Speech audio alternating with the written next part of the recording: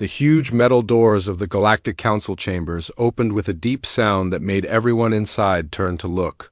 Captain Jake Morrison walked into the room with his hands tied behind his back. Metal chains connected his wrists to his ankles, making small clicking sounds as he moved across the smooth floor. Behind Jake, 4 other humans walked in the same way. Dr. Lisa Grant kept her head up even though her medical coat was torn and dirty. Lieutenant Ben Harper moved like a soldier even with the heavy chains. Engineer Sophie Blake looked around the room, studying everything she could see. Commander Alex Turner stayed close to Jake, ready to help if needed. The room was enormous. The ceiling went up so high that Jake could barely see the top. Around them, hundreds of alien creatures sat in tall chairs that looked down at the humans like they were insects. Some aliens had blue skin with too many arms. Others looked like giant birds with sharp beaks. A few had scales that changed colors. When they moved, at the front of the room, a creature that looked like a walking tree with eyes sat in the biggest chair.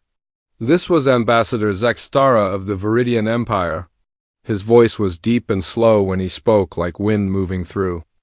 "Leaves, humans of Earth," Zextara said, and his words echoed in the big room. "You have been found guilty of aggressive expansion across our galaxy. You have attacked peaceful trading ships. You have stolen resources from worlds that do not belong to you. You have refused to follow the laws that keep peace between all species." Jake wanted to speak, but a guard next to him made a warning sound. The trial was already over.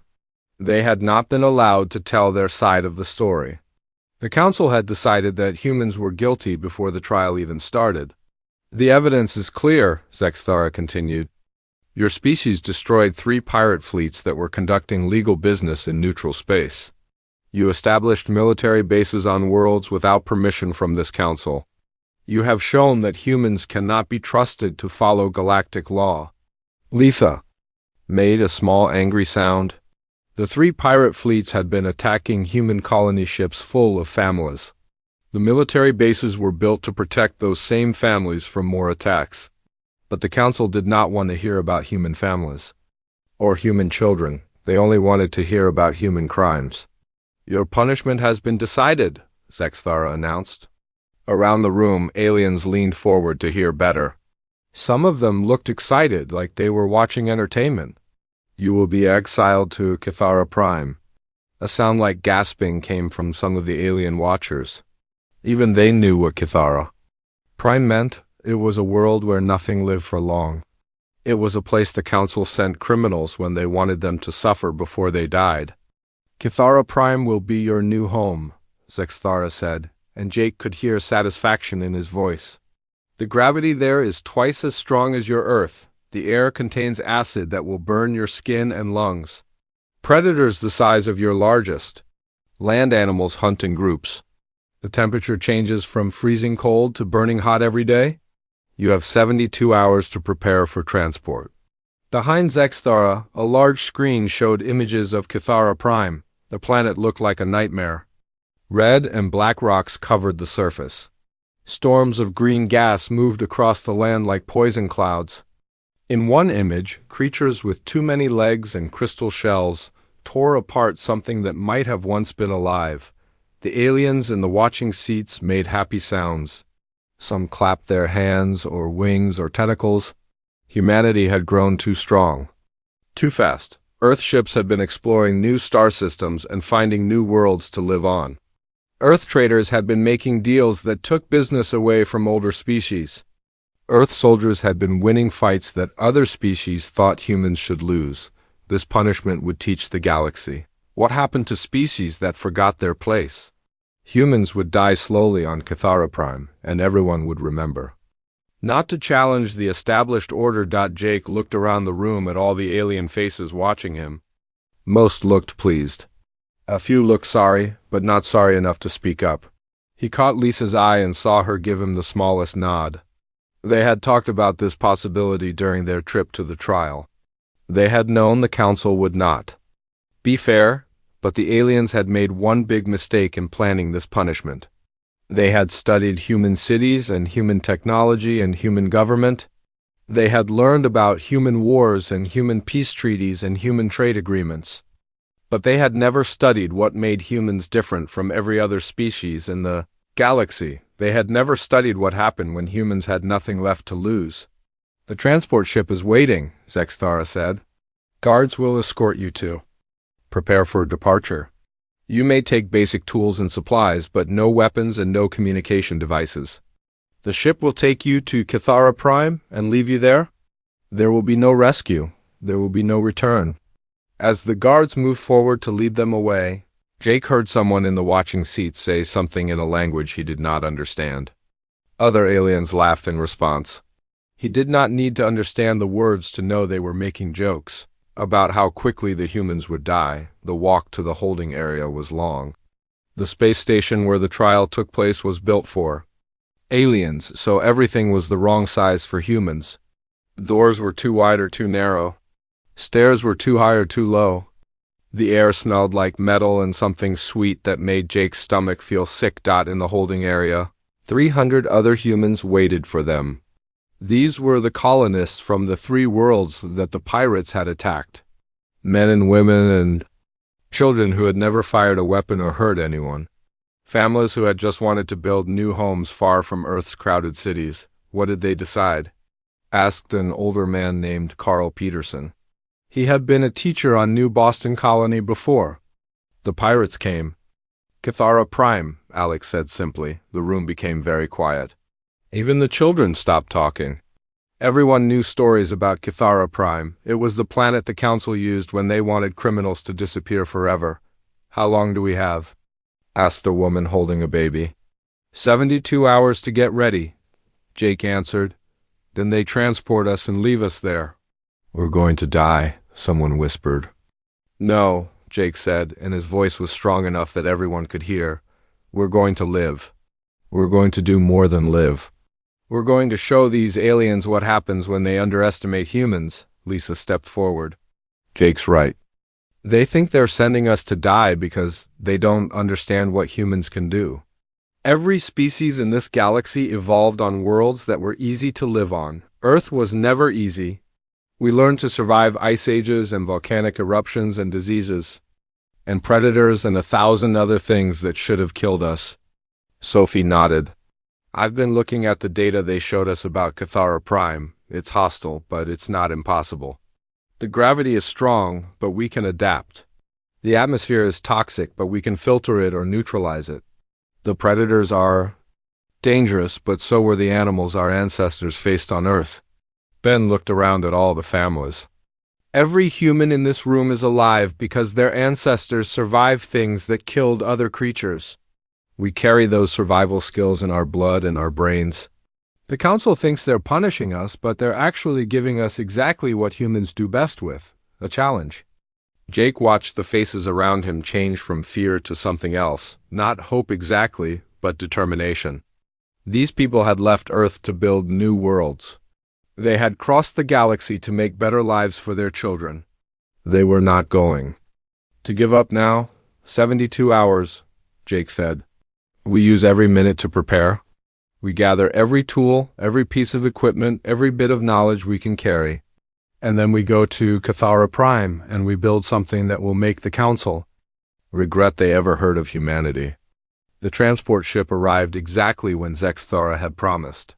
As the humans loaded their supplies and said goodbye to the space station, none of the aliens came to watch. They thought the show was over. They thought the humans were already dead. They had no idea that the real show was just beginning. The transport ship dropped them like garbage. Jake felt his stomach jump into his throat as the cargo pod fell through Cathara Prime's thick atmosphere. Around him, 300 humans held tight to whatever they could grab. The alien crew had promised a safe landing, but Jake could hear them laughing through the ship's communication system as the pods fell faster and faster. The crash was terrible. Metal screamed against rock. Equipment flew around inside the pod like deadly missiles. When everything finally stopped moving, Jake tasted blood in his mouth and felt pain in his shoulder. But he was alive. "Sound off," he called out in the darkness. "Who's hurt?" Voices answered from all around the crashed pod. Most people had cuts and bruises, but nothing seemed broken. The humans had been smart enough to pack soft materials around the most important supplies. They had also strapped themselves, and better than the aliens expected. "External door is jammed," Alex reported from near the exit. "Give me a hand here." It took 6 men pushing together to force the door open. When it finally moved, the air that came in made everyone cough. It smelled like burning metal mixed with something rotten. The first breath burned Jake's nose and throat. "Masks on, everyone," Lisa ordered. They had spent 2 days making basic air filters from their medical supplies. The filters would not work for long, but they might keep people alive until they could find a better solution. Jake stepped outside first and immediately understood why the council thought this place would kill them. The sky was the color of old blood, with green clouds that moved too fast in the heavy wind. The ground was covered with sharp black rocks that looked like broken glass. In the distance, tall mountains spit orange fire into the air. The gravity hit him like a heavy blanket. Every step took twice as much effort as it should. His legs already felt tired, and he had only walked 10 steps. Around him, other humans moved slowly and carefully, testing how much the strong gravity affected them. "Look at this," Sophie called, from near a pile of broken equipment. She held up pieces of metal that had been twisted into impossible shapes. "The atmospheric pressure changes must be extreme. This steel is bent like it was made of clay. How extreme?" Jake asked. Sophie checked a small device she had built during the trip. "The pressure drops and rises about every 6 hours. When it rises, it's like being at the bottom of Earth's deepest ocean. When it drops, it's like being in space without a suit." Before anyone could respond to that terrifying news, Ben grabbed Jake's arm and pointed toward a group of rocks about 50 meters away. "We've got company." At first, Jake thought he was looking at boulders. Then the boulders moved. 6 creatures the size of large bears emerged from behind the rocks, but these were not bears. They had 6 legs instead of 4, and their bodies were covered with shells that looked like they were made from the same black crystal as the ground. Most frightening of all, each creature had claws as long as kitchen knives. "Nobody move," Ben whispered. "Let's see what they do." The creatures formed a line and started walking toward the humans. They moved like they were hunting, spread out, so the humans could not escape in any direction. Their crystal shells made clicking sounds when they walked, like someone tapping on glass. "Razorbacks," Sophie said quietly. "Look at those claws. They're designed for cutting through armor." The lead creature stopped about 20 meters away and made a sound like steam escaping from a broken pipe. The other 5 spread out even more, completing their circle around the humans. Jake realized they were looking at the planet's top predators. And the predators were deciding whether humans were food. "They're testing us," Lisa said. "Looking for weakness or fear." Jake slowly reached for a piece of broken metal from their crashed supplies. Around him, other humans did the same. The children moved to the center of the group while the adults formed a protective circle. Nobody ran, nobody screamed. The humans did what their ancestors had done when facing dangerous animals. They stood together and showed they were ready to fight. The Razorback leader took 2 steps forward and made the steam sound again, louder this time. Jake could see rows of sharp teeth in its mouth. But he could also see something else, uncertainty. The creature had expected the humans to run or hide. Instead, they had formed a battle line. Ben slowly moved to stand next to Jake. "On my signal, we charge them. Make noise. Show them we're not afraid." But before Ben could give the signal, the planet itself attacked. The wind changed direction suddenly, bringing with it a wall of green gas that burned their eyes and made their air filters useless. At the same time, the ground started shaking like an earthquake. The pressure change Sophie had warned about was beginning, and it felt like the whole world was trying to crush them. "Shelter!" Alex yelled. "Everyone to the crashed pod now." The humans ran for their lives, but not from the Razorbacks. They ran from the planet itself. Behind them, the crystal creatures made confused sounds as the green gas cloud hit them too. Even the top predators had to find shelter when Cathara Prime's weather turned deadly. Inside the crashed pod, the humans sealed every opening they could find. The metal walls groaned under the increasing pressure. The green gas leaked in through tiny cracks, forcing everyone to breathe through wet cloth. Outside, they could hear the wind howling like a living thing in pain. "How long does this last?" Jake asked Sophie. "According to my readings, about 4 hours," she answered. "But the pressure is getting stronger. I don't think this pod will hold together that long." As if her words had summoned it, a loud crack appeared in the pod's wall near the door. Green gas started pouring in faster. Some of the children began crying as the gas burned their skin. "We need a better seal," Lisa said. She started tearing strips of cloth from her medical coat. "Everyone give me something to work with. Anything that can block the gas." For the next hour the humans worked together to patch every hole and crack they could find.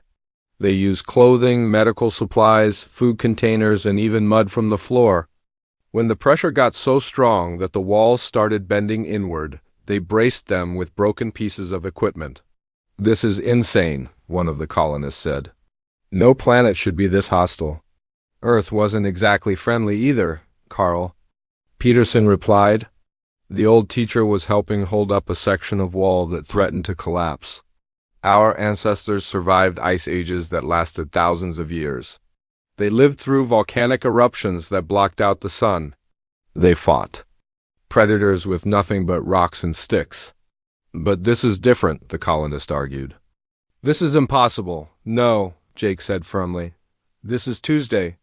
Despite everything, people laughed. It was a small sound in the darkness of their makeshift shelter, but it was purely human. Only humans would make jokes while their world tried to kill them. When the storm finally ended, the silence was almost as frightening as the noise had been. Jake carefully opened the pod's door and looked outside. The landscape had changed completely. Where there had been sharp rocks before, now there were smooth curves carved by the acid wind. The Razorbacks were nowhere to be seen. "They're gone," Ben reported, scanning the area with binoculars they had saved from the crash. "No," Sophie corrected him. She pointed to a series of holes in the ground near where the creatures had been standing. "They went underground. They have tunnels." Lisa was already examining the effects of the storm on their equipment and supplies. "We lost about 30% of our gear," she announced. "But we saved the most important things: water purification tablets, basic tools, and medical supplies." "And we learned something valuable," Alex added. "We can survive the storms if we prepare properly. The planet tries to kill everything on the surface every few hours, but it can be survived." Jake looked around at his people. They were dirty, tired, and scared, but they were alive. More importantly, they were thinking. Already he could see Sophie sketching ideas for better shelters. Ben was studying the Razorback tunnel entrances, planning ways to defend against them. Lisa was testing samples of the acidic residue left by the storm, looking for ways to neutralize it. "The aliens were wrong about something," Jake announced to the group. "They thought this planet would kill us because it's more dangerous than Earth, but Earth was never safe either. The difference is that Earth taught us how to survive dangerous places. Every human in this group is alive because their ancestors learned to live through impossible conditions. So what do we do now?" asked a young woman holding her baby. Jake smiled, and it was the expression of a predator who had found interesting. "Pray. Now we do what humans do best. We figure out how to turn this death trap into a home. We study those Razorbacks until we understand them. We learn to predict the storms until we can use them. We adapt to this world until it becomes our world. And then?" Alex asked. "Then we show the Galactic Council what a mistake they made when they gave humans a planet to play with." As the red sun set behind the volcanic mountains, the humans began to unpack their supplies and plan their first permanent shelter. Around them, Cathara Prime waited with its storms and predators and impossible challenges. The planet had no idea what it was dealing with. Humans had arrived. And humans had a long history of making impossible places possible. 3 months after the crash, Jake stood on the walls of something that should not have existed. New Terra was not just a survival camp anymore. It was a city. The walls were made from razorback shells that Sophie had learned to cut and shape. The crystal material was stronger than steel once you knew how to work with it. The shells fit together like puzzle pieces, creating barriers that could stop the acid storms and even the planet's dangerous predators. "Morning report," Alex said, climbing up to join Jake on the wall. "The geothermal plant is running at full power. The underground farms produced enough food for 400 people last week, and Ben's hunting teams brought back 6 more razorbacks yesterday." Jake nodded, watching human children play in the courtyard below. These kids were different from the ones who had arrived on the transport ship. 3 months on Kithara Prime had changed them in ways that amazed and sometimes worried. The adults. 8-year-old Tommy Chun could predict the acid storms by listening to the wind. His ears had become so sensitive that he could hear the pressure changes before Sophie's instruments detected them. 12-year-old Maria Santos could track razorback movements by the vibrations they made underground. She had learned to feel the crystal creatures walking through the planet's rocky soil. "The kids are adapting faster than we thought possible," Lisa said, joining them on the wall. "Their bone density has increased by 15%. Their lung capacity is 30% better than Earth normal. Their reflexes are so fast that I can barely measure them." "Is that normal?" Jake asked. "Nothing about this is normal," Lisa replied. "Evolution usually takes thousands of years. What I'm seeing in these children is happening in months. Their bodies are changing to match this world." Below them, Tommy Chun was teaching a group of younger children how to read the sky. "See those green swirls?" he was saying, pointing to clouds that looked harmless to adult eyes. "When they move in spirals like that, we have maybe 20 minutes before the acid comes. But if they move straight, we have 2 hours." The children nodded seriously. On Earth, 8-year-olds learned to read books. On Kithara Prime, they learned to read weather that could kill them. Sophie climbed up to the wall, carrying a tablet full of engineering plans. "The new power plant is ready for testing," she announced. "We'll be able to triple our energy output." She had built something that should have been impossible with their limited resources. The crashed transport ship had been completely transformed into a geothermal energy plant. Instead of fighting the planet's volcanic activity, Sophie had learned to use it. Pipes made from razorback shells carried superheated gas from underground vents to power generators that she had built from salvaged parts. "The planet wants to kill us with heat and pressure," Sophie had explained to her engineering team. "So, we're going to steal that heat and pressure to power our city?" The engineering team was mostly teenagers who had shown natural talent for working with their hands. On Earth, they would have been in school studying math and science. On Kithara Prime, they were building technology that could keep their families alive. "What about the tunnel system?" Jake asked. "Almost finished," Alex replied. "We now have safe passages connecting all the major buildings.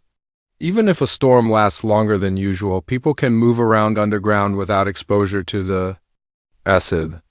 The tunnel system had been Ben's idea, inspired by watching the razorbacks disappear into holes during storms. If the predators could hide underground, so could humans. But Ben had made the human tunnels better than anything the razorbacks built. Human tunnels had air filtration systems to remove toxic gases. They had storage areas for food and water. They had communication lines connecting different parts of the city. Most importantly, they had defensive positions where humans could fight off any razorbacks that tried to follow them underground. "Speaking of razorbacks," Ben said, pointing toward the main gate, "looks like we have visitors." A pack of 6 razorbacks stood outside the city walls, but these were not attacking. They were waiting. Over the past month, something strange had happened. The razorbacks had stopped hunting humans and started following them. Instead, it had begun when a young razorback got caught in an acid storm while hunting near the human settlement. The creature would have died, but Lisa had dragged it into one of their storm shelters and treated its acid burns. When the storm ended, the razorback had not attacked her. Instead, it had followed her around the city for 3 days before returning. To its pack, a week later, the same pack had brought the humans a gift, the body of a tunnel worm, a creature that lived deep underground and was full of valuable minerals. The Razorbacks had left the tunnel worm near the city gates and then waited to see what the humans would do. "They're learning," Ben observed. "They see that we can survive the storms, hunt their prey, and build things they can't build. I think they're starting to see us as the dominant species. Or maybe they're just smart enough to realize that working with us is better than fighting us." Alex suggested. The relationship between humans and Razorbacks had grown more complex every week. Humans had learned that the crystal creatures were actually quite intelligent.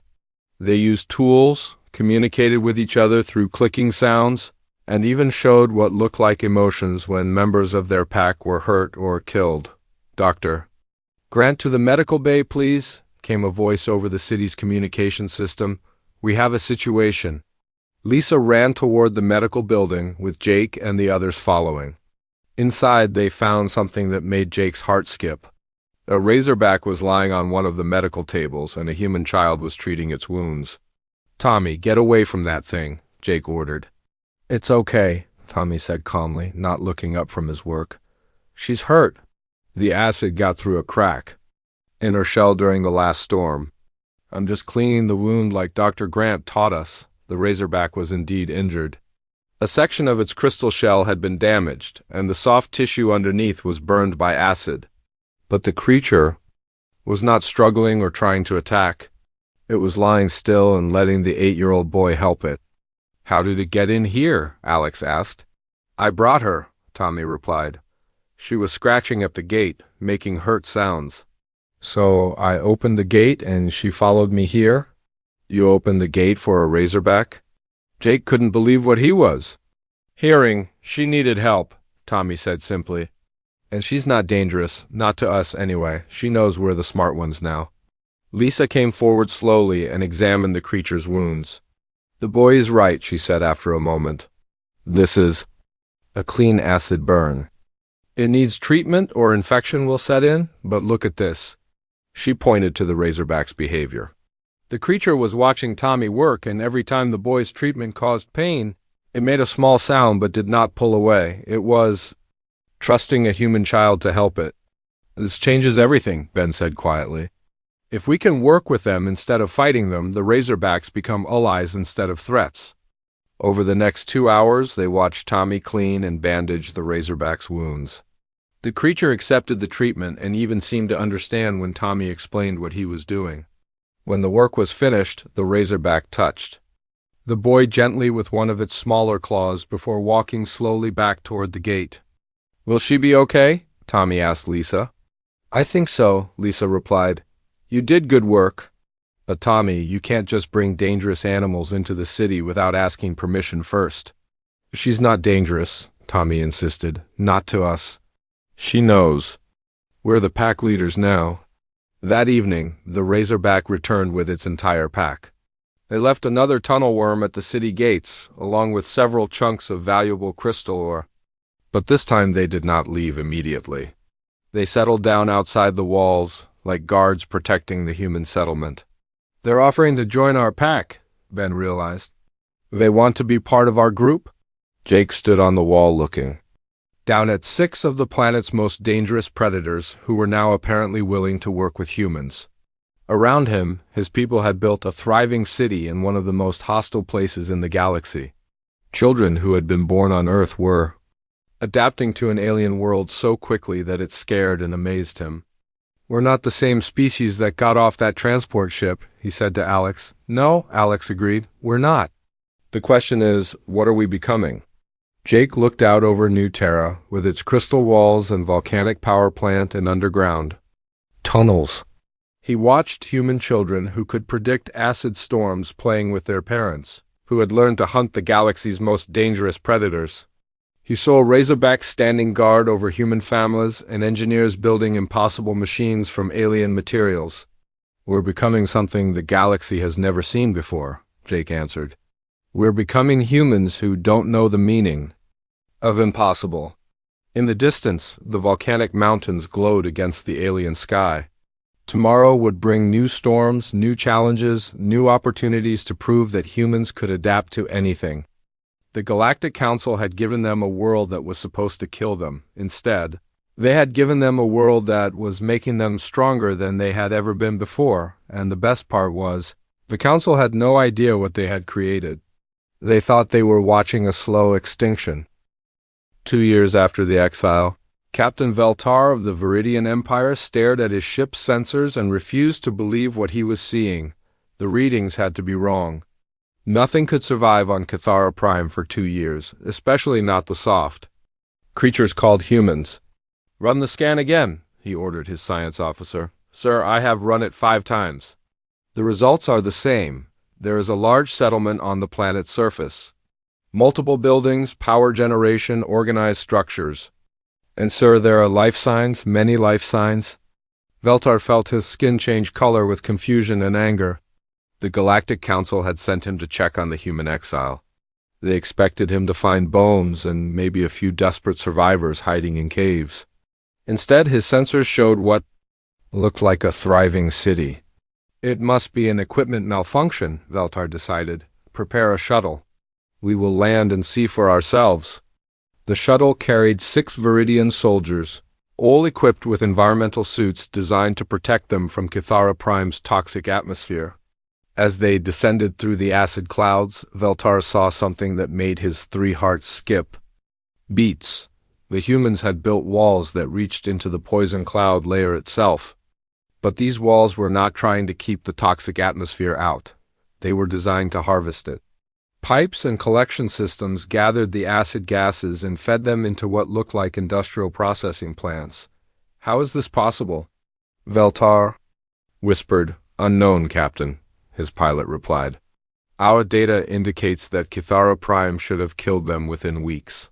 The shuttle landed on a flat area near the human settlement. Through the windows, Veltar could see the city walls up.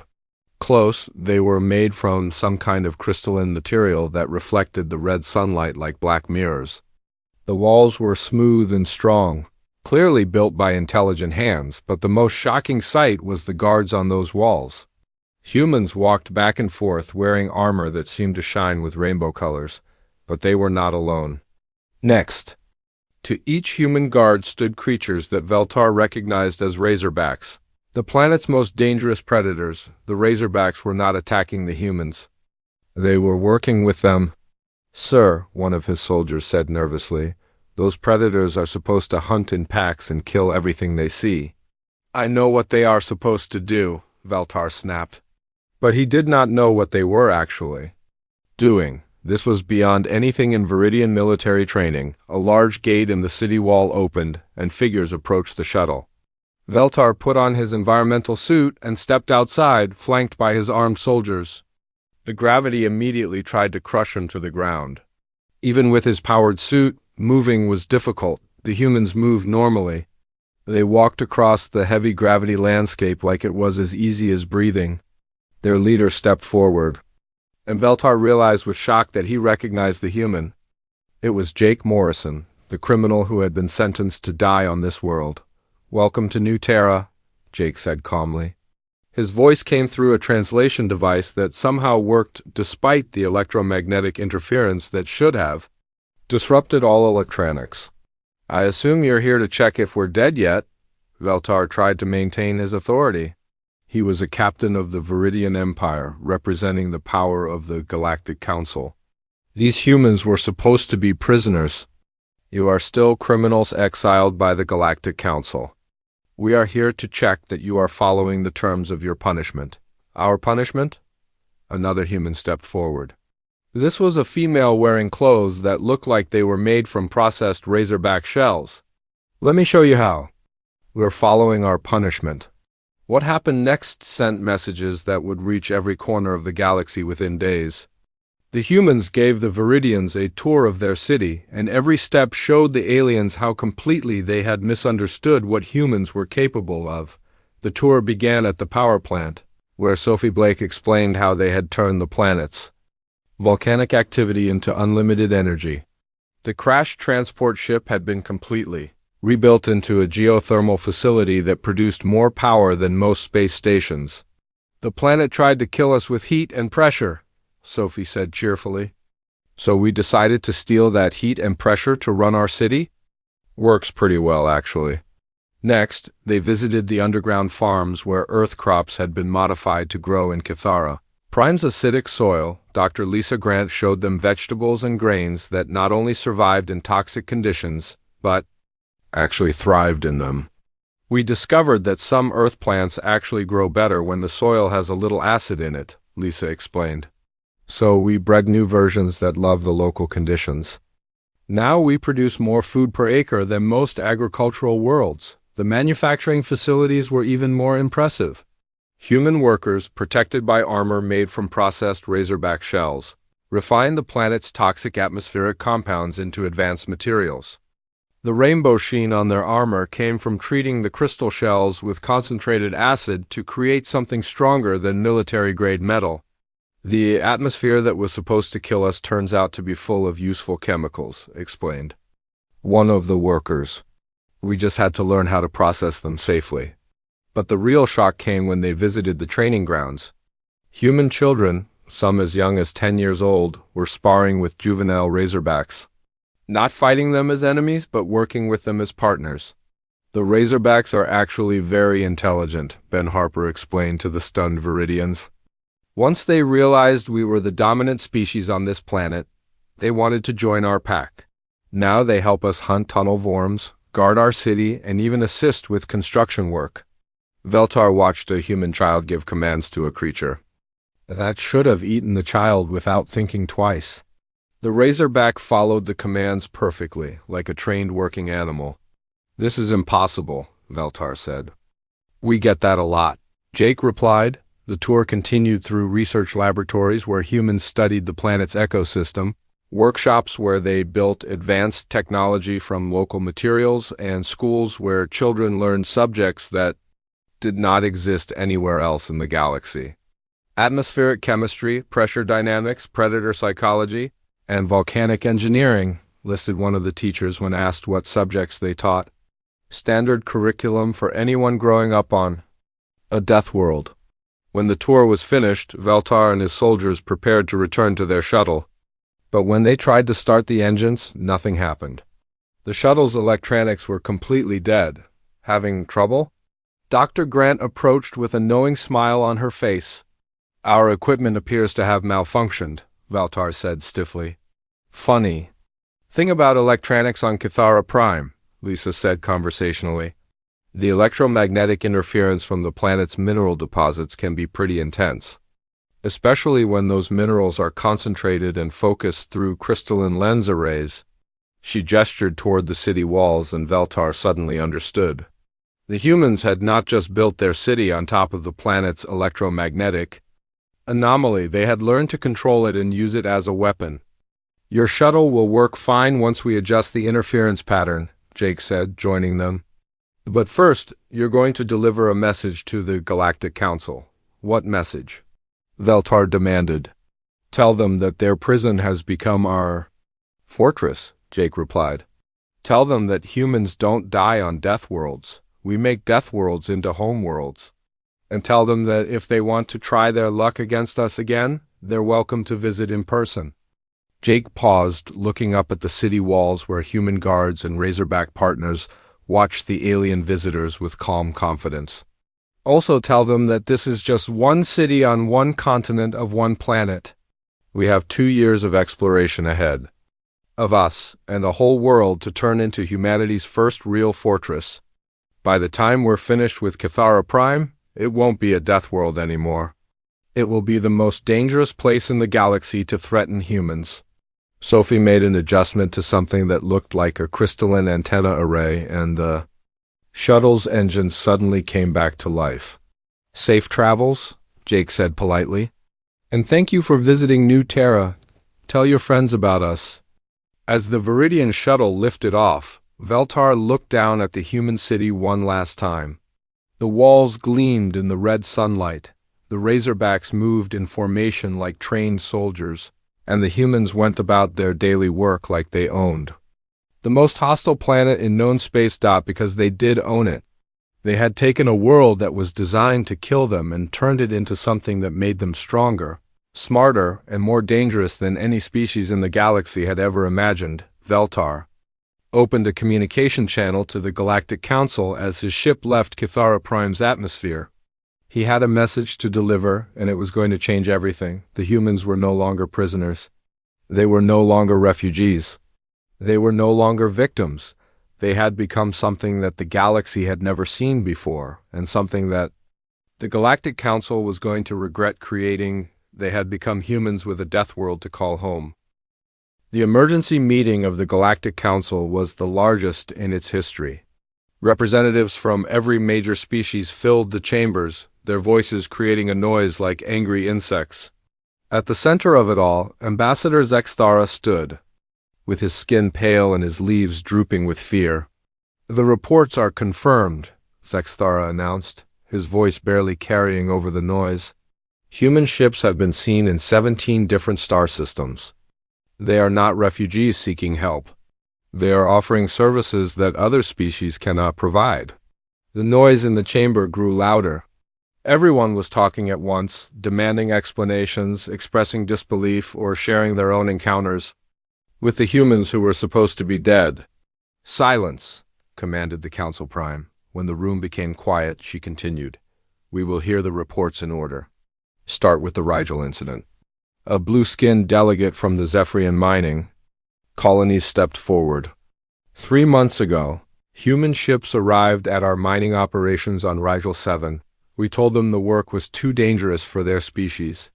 The radiation levels kill our workers within days, even with full protective gear. The delegate paused, his skin color shifting to show his confusion. The humans worked the mines without any protective equipment at all. They extracted more valuable ore in 1 month than our crews had managed in a full year. When we asked how they could survive the radiation, they said it reminded them of home. Murmurs filled the chamber. Rigel 7 was known throughout the galaxy as one of the most dangerous mining operations in existence. The idea that any species could work there without protection was considered impossible. "What did they want in return?" asked the Council Prime. "Nothing," the Zephyrian replied. "They said they were just helping neighbors. But they left behind communication devices and offered to return if we needed assistance with other dangerous projects." Another delegate stood up. This one represented the medical worlds of the Healer Alliance. "We have a similar report from the plague worlds in the Antares system, 3 planets that we abandoned as lost causes 20 years ago. The diseases there kill any known species within hours of exposure." The medical delegate's voice carried both amazement and worry. Human medical teams landed on all 3 worlds last month. They not only survived the plagues, but they cured them. Diseases that had baffled our best scientists for decades were eliminated in weeks. The humans said their doctor had experience with hostile biology and atmospheric toxins. "That's impossible," declared a representative from the Science Consortium. "Those plagues were created by biological warfare. Nothing should be able to survive them, let alone cure them." "The planets are now habitable again," the medical delegate continued. "The humans established treatment centers and began teaching local populations how to maintain the cures. When we asked what they wanted in payment, they said the knowledge itself was payment enough." More delegates began standing, each with similar stories. Human engineering teams had built space elevators through atmospheric conditions that destroyed robotic systems. Human agricultural specialists had turned barren worlds into food-producing colonies using techniques that should not have worked. Human military advisors had taught defensive strategies that allowed smaller species to win independence from larger, more powerful neighbors. "They're disrupting everything," complained a delegate from the mining guild. "Worlds that were under our control for centuries are suddenly declaring independence. They say the humans taught them that no species has to accept oppression." "The humans are spreading across the galaxy like a disease," added a Trade Federation representative. "They're solving problems that were supposed to remain unsolved. They're making the impossible possible, and it's destroying the established order." Zexthara listened to report after report, each one confirming his worst fears. The humans had not only survived their exile to Cathara Prime, they had used it as training for conquering challenges throughout the galaxy. Every world that other species considered too dangerous to approach, humans treated as just another project to complete. "We must take action," Zexthara announced when the reports were finished. "The humans are becoming too powerful. They must be stopped before they completely upset the balance of galactic civilization." "What do you suggest?" asked the Council Prime. "Military action," Zexthara declared. "A full fleet. We gather ships from every member species and end this threat once and for all. We should have killed them cleanly when we had the chance. Now, we must correct our mistake." The vote was unanimous. Every delegate agreed that the human problem had grown beyond control. Within days, the largest military fleet in galactic history began assembling. 2,000 ships representing every major power in the Council prepared to travel to Cathara Prime. The plan was simple: destroy the human settlement and eliminate the species before they could spread further. What the Council did not know was that humans had been watching them for months. Jake Morrison received the intelligence report while standing in the observatory of New Terra's central tower. The building was made entirely from crystalline materials that had been grown rather than built, using techniques learned from studying the planet's natural crystal formations. "They're coming with everything they have," Alex reported, reviewing data that human scouts had gathered from across the galaxy. 2,000 ships, representatives from every major power in the Council. They plan to end us completely. Jake smiled, but it was not a pleasant expression. It was the smile of a predator who had been waiting for prey to come within range. "How long until they arrive?" Jake asked. 3 days, Alex replied. "Should we evacuate the civilians?" "No," Jake said firmly. "We're not running. It's time the galaxy learned what happens when you give humans a Deathworld to call home, 3 years to prepare, and then threaten their family." Lisa joined them in the observatory, carrying reports from human colonies that had been established across Cathara Prime. "The other settlements are ready. We now have 47 cities connected by tunnel networks that span 3 continents. Population is approaching 50,000, and that includes about 8,000 children who were born here. Those children are the real weapon," Sophie added, arriving with her latest engineering reports.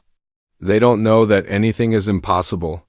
They've grown up solving problems that would terrify adults from other species over the next 3 days. New Terra transformed from a peaceful city into a fortress that defied imagination. The humans activated defense systems that they had been building for over a year. Electromagnetic pulse generators powered by the planet's volcanic activity came online. Crystal lens arrays that could focus the planet's natural energy began charging. Most impressive of all, the Razorback packs that had become humanity's partners prepared for war, but the real surprise was not the technology. It was the humans themselves. 3 years on Cathara Prime had changed them into something that the galaxy had never seen. They moved with the confidence of people who had learned that survival meant mastery, not just endurance. They worked with the efficiency of teams who had faced impossible challenges together.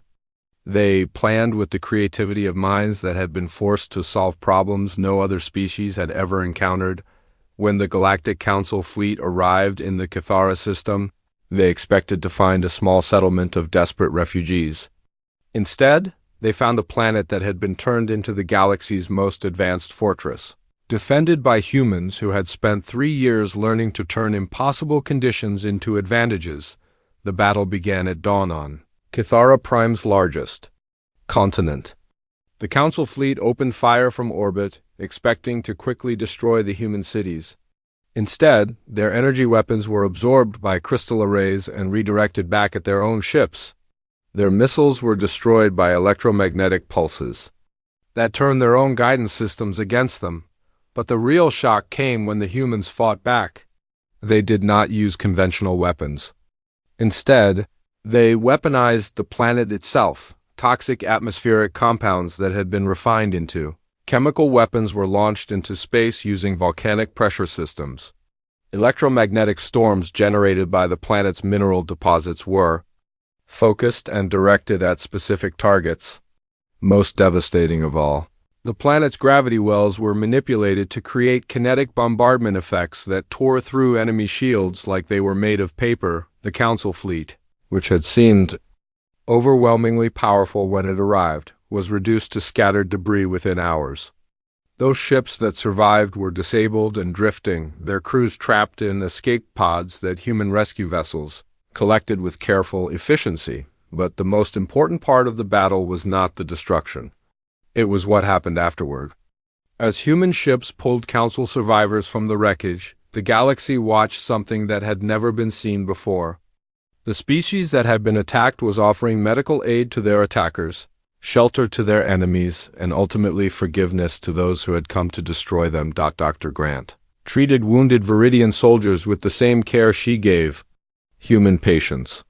Sophie's engineering teams worked to repair disabled Council ships so their crews could return home safely. Ben organized prisoner exchanges that became diplomatic negotiations, and Alex established trade agreements that turned former enemies into partners.